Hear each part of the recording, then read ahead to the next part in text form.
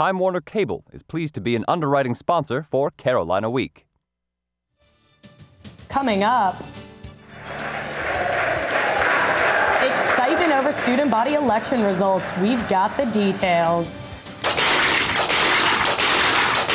This may be a bit extreme, but social media can get you in a lot of trouble. We'll explain. In sports, we'll take a look at why the ACC isn't good off Tobacco Road. Plus, thousands of UNC students literally dancing the night away. Carolina Week starts right now.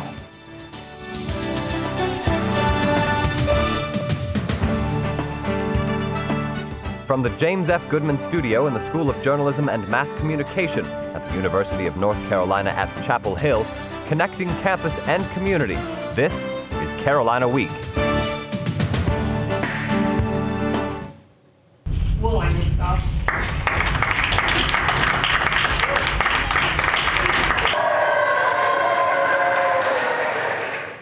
That's our new student body president-elect, Will Lymanstall. He won with 63% of the vote. His opponent, Calvin Lewis, came in with a third of the vote.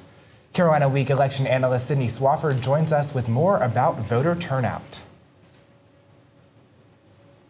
Hi, Preston. All right, Sydney, so what can you tell us about the number of votes this year?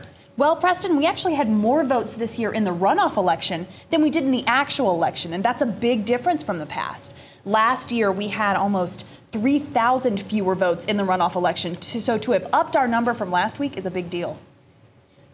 Well, this wasn't the only question on the ballot. We weren't just electing a student body president. There was also the ASG referendum. Could that have had something to do with it? I think definitely. There were two different sides to that campaign, obviously, but both of those campaigned hard to get people out to the polls to vote. So I think that definitely upped voter turnout. Now, Sydney, another thing we've been talking about is comparing it to last year's election and how dirty last year was. This year felt a little bit cleaner.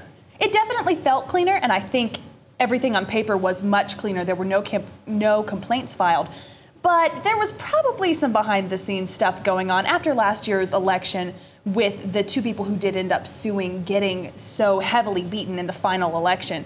I think candidates this year were a little hesitant to report violations. All right, well, that's Sydney Swafford joining us live in the studio. Sydney, thank you for your expertise. Thank you. As we mentioned before, student body president wasn't the only thing on the ballot. For years, students have griped about the Association of Student Governments, and a referendum on the ballot could have resulted in UNC dropping out. Students voted to stay in ASG, but will groups keep challenging the organization? Alana Austin has the story. The Association of Student Governments.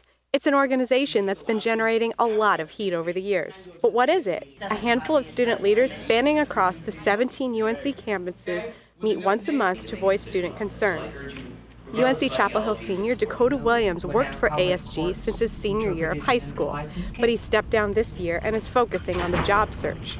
Although he says there's certainly room for reform, he thinks doing away with ASG is a bad idea. It's foolish, it's short-sighted, and it's just not very well informed.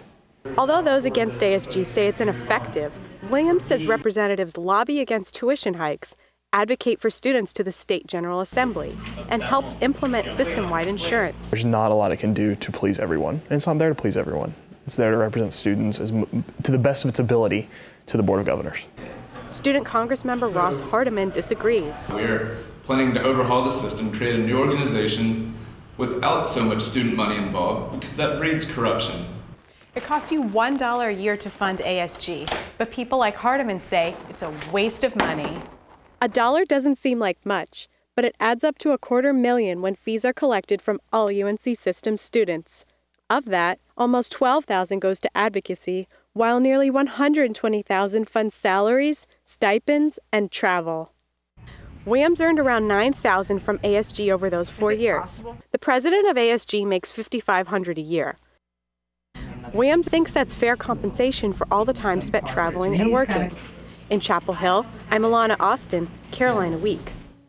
Last night during Carolina Week's election coverage, our partners at Reese News were keeping up with you on Twitter. Reese News reporter Alex Barinka joins us live in the Reese Digital Newsroom with more on your reactions. Alex, tell us what people were talking about. Thanks, Kathleen. Last night, I was scanning Twitter to see what UNC students thought about the student body elections runoff results. There's a lot of excitement for senior class officers winners Nora Chan and Tim Palmer. and a lot of positive support for student body president winner Will Limenstall. One of those congratulations even came from Calvin Lewis, Will's runner-up in the student body president elections. Lewis tweeted, "Thank you to all who voted and showed their support. It's greatly appreciated. Congratulations to Will for SPP on the win." The Limenstall campaign had more of a festive tone, with the Will for SPP Twitter handle saying, "Headed to PT/the Lodge, together we will celebrate." Now that the 2012-2013 winners have been voted in, there's already some buzz about next year's student body elections, and some of that information is coming from an unlikely candidate. A large ham sandwich, under the Twitter name LG Ham Sandwich, has announced that the Deli Delight will be campaigning for next year's student body president position. The sandwich tweeted, "Mark my words, we'll seize the sweet in 2013. Tomorrow the campaigning begins, a new day dawns. A large ham sandwich 2013, sandwiches unite." While it's unclear whether a cold cut filled lunch item will be even allowed to run for student body president, the tweets have been nothing short of amusing. The sandwich did make a compelling argument. It tweeted, "If you had to be stuck with one SBP candidate on a desert island, who would it be? 9 out of 10 UNC students say a large ham sandwich. Eat me." I guess we'll have to wait for next year's election to see how this interesting campaign unwraps. I'm Alex Barinka in the Reese Newsroom. Don't forget to check reesenews.org for all your UNC Chapel Hill news and for the weekly broadcast of Carolina Week.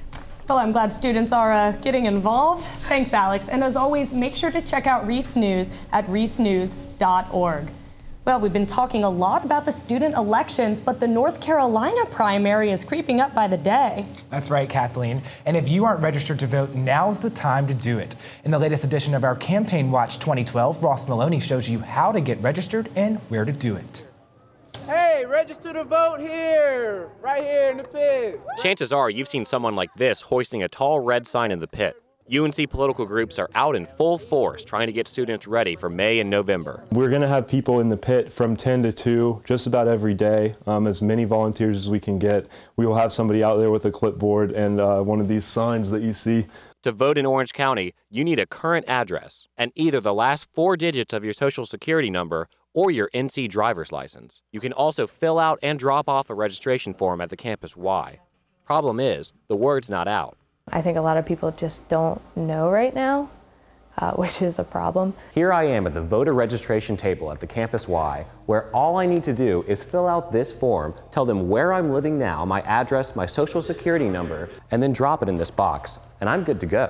Other things to keep in mind. You must register in Orange County if you plan to vote here, even if you're registered in another county. If you've moved off campus or switched dorms since the last election, you must re-register. You can check your registration status or print the form online at ncsbe.gov.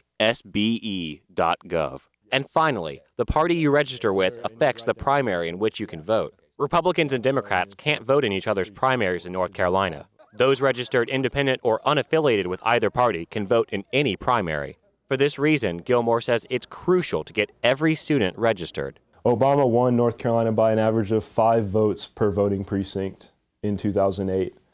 So that's literally the difference of some people on our campus getting out to vote or not. With figures like that, every vote really does count. In Chapel Hill, I'm Ross Maloney, Carolina Week. If any school knows about the possible consequences of remarks on social media, it should be us. Our football team remains in hot water with the NCAA from what started out as a tweet. What we say on Facebook, Twitter, and other social media matters today and down the road. Reporter Amy Whitaker has more.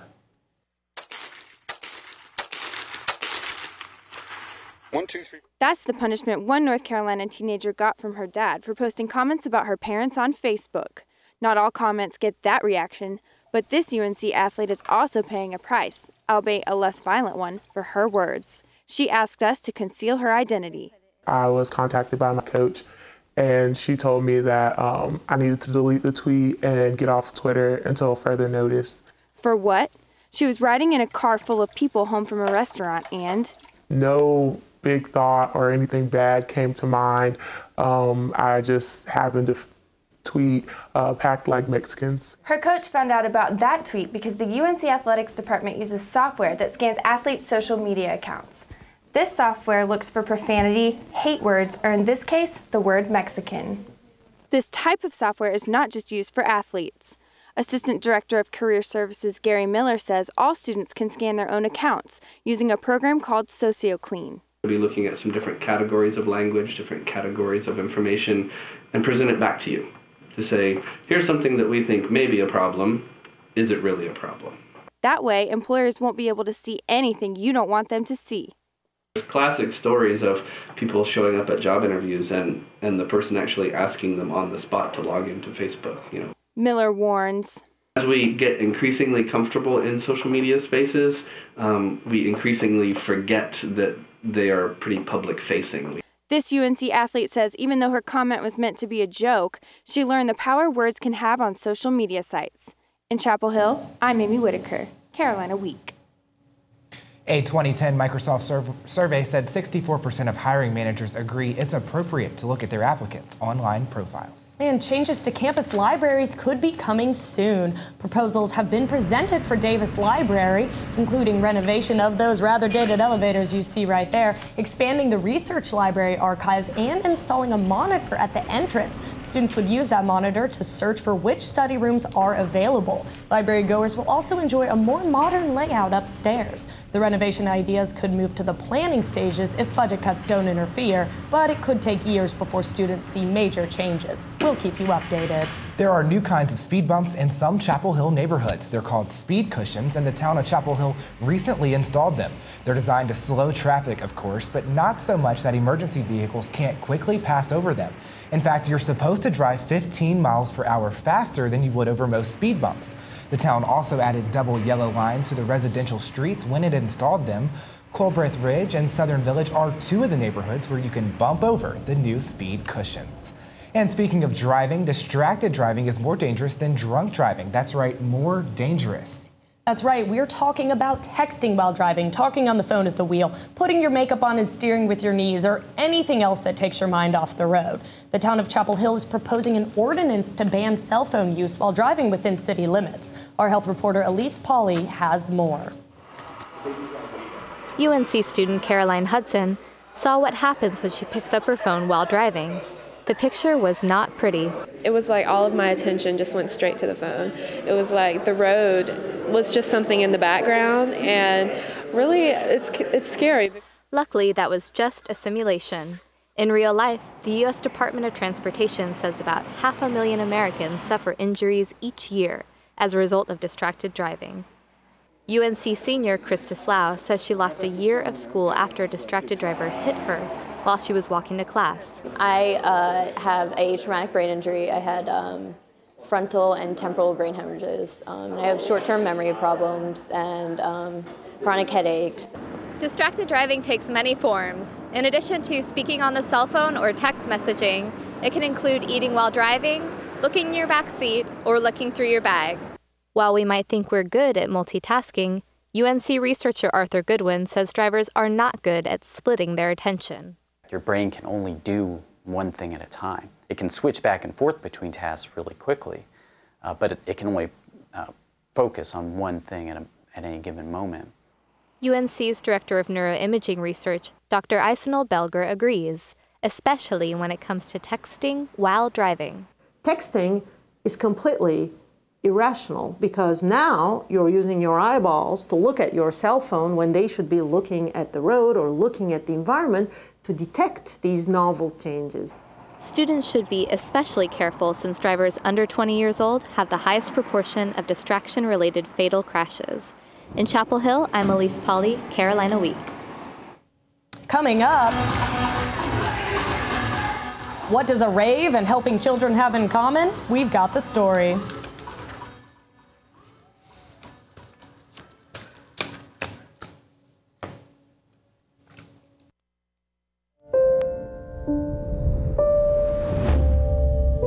What if a disaster strikes without warning? What if life as you know it has completely turned on its head? What if everything familiar becomes anything but?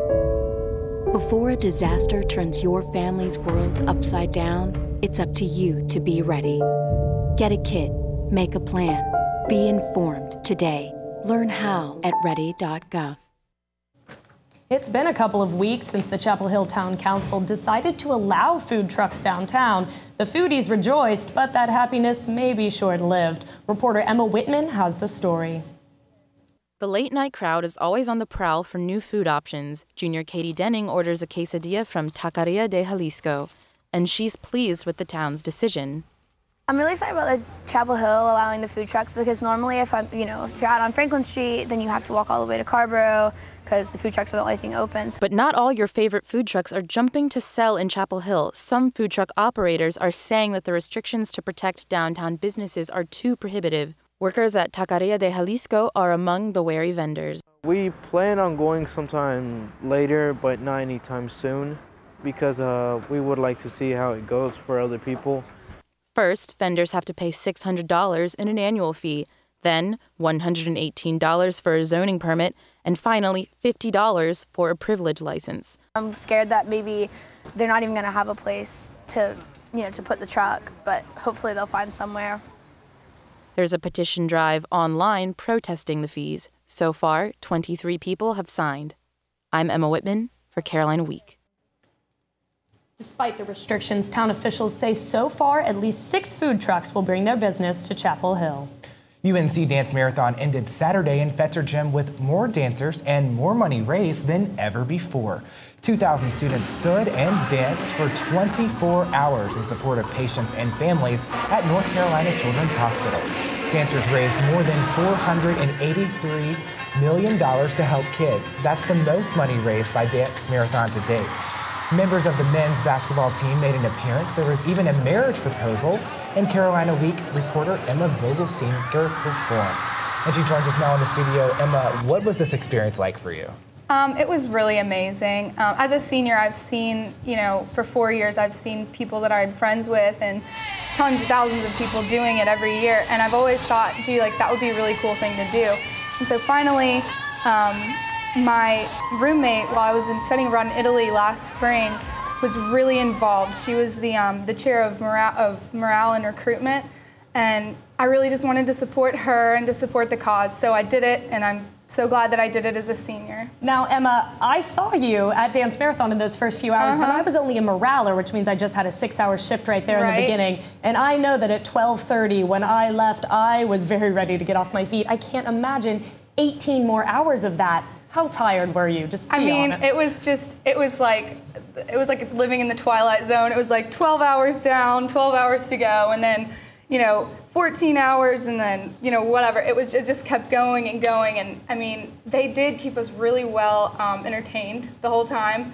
I even got to sing, as you just saw there. There were performers. We actually, at sunrise, we got to walk around Keenan Stadium. That was really cool. That was probably the best. And I saw you singing. You have a great voice. But tell us about this shirt you have on. Yeah, I'm jealous. I want to be wearing that. Fortunately, I have washed it since wearing it for 24 hours. But yeah, every team gets a different colored Dance Marathon t-shirt. Mine has the cool senior dancer emblem on it, which I think actually, I think a lot of people do Dance Marathon as a dancer for 24 hours, starting as a freshman. And then they realize, oh my gosh, this is so intense. And then they do morale, where you're still supporting the cause, you're still raising money and being involved. But then, so there really weren't that many seniors by the end of people that have been involved with it. So I think it was a big deal to be a senior that danced for 24 hours. All right, well, thank you for joining us, Emma. It looks like you had a great time out there. I did. Thank you, guys. Thank you. Dance Marathon is all about helping sick children, and you might not think of it this way, but childhood obesity is a big health problem in the United States. According to the American Heart Association, 1 in 3 American kids is overweight or obese. Reporter Amber Roberts takes a look at how one UNC faculty member is looking at ways to help overweight children. UNC Assistant Nursing Professor Eric Hodges is passionate about helping people live healthy lives. He's even more interested in helping kids fight obesity. My interest really lies in prevention of problems. So obesity is a really difficult problem to treat once it's already happened. And so I'm really curious about what may be setting children up for risk for obesity really early in their lives, even infancy and toddlerhood. Hodges believes new mothers often overfeed infants and are not receptive to a baby's cues for when they are full. This can cause them to overeat later in life. He's conducting research to prove it. Hodges is bringing in mothers to record them feeding their infants. Hodges showed me the room where he places mothers while observing them. He monitors them through the cameras set up in the room. He can watch how the mother is feeding and how the child is reacting. The North Carolina Health Access Program is a UNC student organization. Its president is Christiana Ajewole. Child obesity is important because childhood habits do produce lifelong habits that we carry with us into college. And that's what interests Hodges. If we can figure out what's happening early and maybe do some prevention efforts, then maybe we can start to slow down the prevalence of obesity that we're seeing for older children and for adults, because obese children tend to become obese adolescents who tend to become obese adults. Hodges will be publishing his final conclusions from this study in April. In Chapel Hill, I'm Amber Roberts, Carolina Week. Well, it has been an absolutely beautiful day outside today. Always good to see people outside sunning on the quad. It sure is, and coming up next in weather, we'll see if this will continue. I am personally hoping so.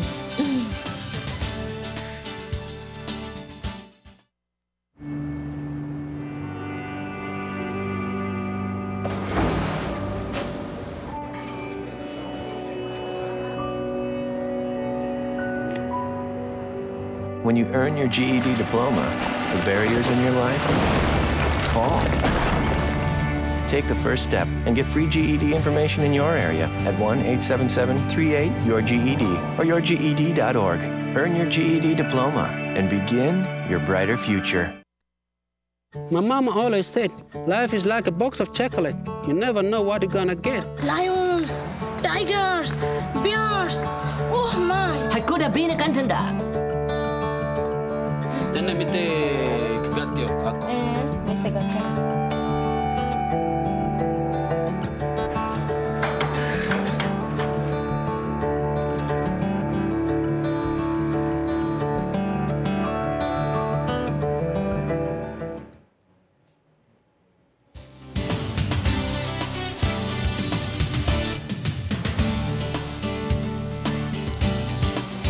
This just in, you might need to break out the summer and spring clothes outside because it's feeling mighty warm outside. And as we look into our headlines, we are going to round up the winter storm report first. If you have forgotten it because of all this warm weather, well, we'll just remind you and see what actually happened this past weekend. We're also going to take a look at, see what kind of warm weather is ahead, and also what rain is also going to be ahead in this next week's forecast. So first of all, I want to take a look and show you guys what has been happening this weekend. As we had the snow come in this weekend, we had Greensboro getting 2 inches of snow, Durham, Chapel Hill, and Raleigh-Durham Airport got 1 inch, and Raleigh got just less than 1 inch. So really, when that storm moved through, it moved through fairly quickly, and we didn't see a lot of snow because of the warm ground temperatures, but that might hold off for the rest of this winter. We might not get to see much more winter weather. So on the radar screen, as you can see here, basically we're experiencing some mostly cloudy skies to clear skies.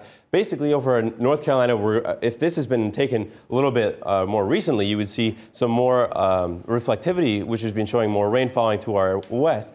Right now, you can see most of those showers are going to be falling today to our west, indicated by that green color. And also tonight, as that starts to move closer to our area tonight, we are going to see some more rain chances come into play. Especially by tomorrow, there are great chances for scattered rain showers over North Carolina tomorrow morning. And as you can see, most of the other parts of the country are going to be experiencing different weather with snowy and icy weather in northwestern parts of the country. Now, as far as the main weather event for tomorrow goes, we are going to be looking at those temperatures. As you can see, most of them are in the low 70s in western North Carolina. Eastern North Carolina is a little bit cooler, especially in Wilmington, but really Jacksonville is experiencing temperature of 73 in Goldsboro, and 74 in Fayetteville, so it is going to be warm, and you're going to start to see that tonight. It's going to be a warmer night with a low of 48 degrees by 72 degrees by tomorrow, and for the 5-day forecast, you can see we're going to be experiencing some more rain, especially on Friday. We're going to be seeing some potentially severe weather, but really it's going to get back to normal by the rest of that weekend, especially on Saturday and Sunday. Yeah, it looks like it's going to be pretty nice. Well, thank you so much, Tom. You're welcome. Coming up, we all know Duke and Carolina are among the national elite in basketball, but what happened to the rest of the ACC? Find out next.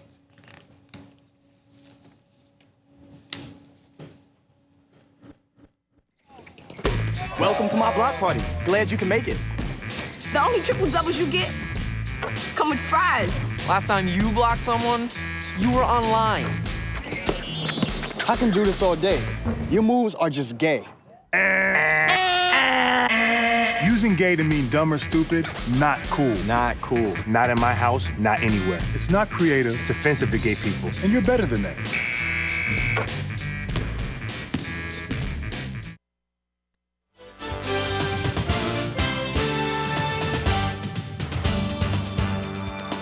Welcome back to Carolina Week. I'm Andy Reeves. After last night's win in Raleigh, the men's basketball team has now won its last 12 meetings with rival NC State. For Harrison Barnes, it was business as usual. There he is with the beautiful pump fake. He finished with 20 points, but this game's MVP had to be Kendall Marshall. He led the team with 22 points and 13 assists. Nice sequence coming up here. John Henson gets the block, the outlet to Marshall, and he drops the pretty dime to Barnes for the easy deuce. Buckets like that help the Heels shoot 50% from the field. They win 86-74. Part of the prestige of playing UNC basketball was part of being in the Atlantic Coast Conference. But being a member of that conference doesn't mean all that it used to. The Atlantic Coast Conference has long been viewed as the most dominant league in college basketball. Over the past 30 years, the ACC has won 10 NCAA titles, including 5 of the past 11. Any league would love to be able to say that, and the ACC can.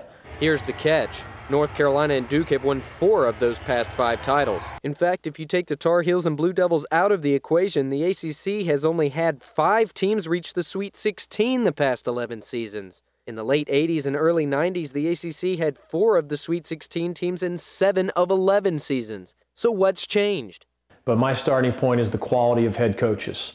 You still have a dominant head coach at Duke. You still have a dominant head coach at Carolina. But after that, who's the next best head coach in the ACC today? But there are other factors affecting all of the major conferences, especially one and done, or players staying in college only 1 year. Here at ACC headquarters in Greensboro, they can't control the one and done phenomenon, that's an NBA rule, and they can't control smaller colleges recruiting better, but they could make their product more exclusive. When I was a young person, if you wanted to play in the ACC, you had 8 choices. Nowadays, you have 10 other choices if Duke or Carolina don't recruit you. And that can water down the product of ACC basketball. In 2003, the ACC added football-first schools, Boston College, Virginia Tech, and Miami. Now the conference is adding Syracuse and Pittsburgh, 2 traditional basketball powers.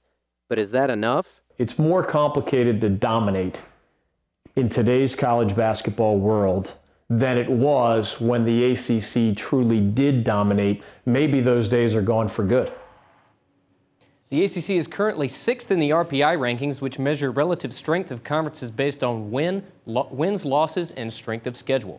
Game 2 of a UNC softball doubleheader is underway as we speak, but before we get to that, let's show you what happened in Game 1. The Heels pulled ahead of Longwood early on this sac fly by Jessica Scarborough. She finished the game with 3 RBIs, a nice game for her, but the big damage was done later in the first on the home run by freshman Jenna Kelly. She smashes it over the right field fence to give UNC a 4-0 lead, and they didn't let up. The Heels took the first game 16-0. The second game is underway, and Longwood leads 1-0. All right, Andy, well, thank you for that report. Coming up next, what does artwork have in common with a UNC rapper? We've got that story next.